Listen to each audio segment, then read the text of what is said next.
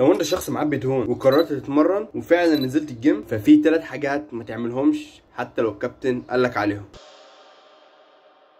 اول حاجه ما تلعبش تمارين البلومتريك، لان التمارين دي فيها جمبات كتير وانت مفصلك مش هتستحمل عشان الدهون الكتير اللي عليها. تاني حاجه ما تاخدش اقل من 1200 سعره في اليوم. طيب هتقول لي ليه؟ ما انا عايز اخس بسرعه. انت اوريدي هتخس بسرعه، بس بجانب كده يحصل لك مشاكل زي فقدان الشهيه، وده بسبب فقدان المينرالز والفيتامين في جسمك. تالت حاجه ما تجريش على المشايه. لا انت بقى كده بتخرف يا عم، وانا هقفل الفيديو اصلا.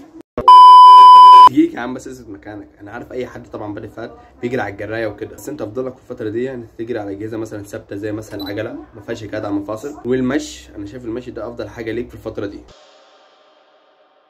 بس كده انا قلت لك على 3 حاجات تتجنبهم لو انت قررت مثلا تنزل الجيم وانت مثلا شخص معبي دهون. ايه بالحلول اللي اعملها في الجيم او الحاجات مثلا اللي اعملها في الجيم او الاكل اللي اكله لو انا شخص بادئ فات؟ اكتب لي في الكومنتات وان شاء الله اعمل لك عليه فيديو تاني.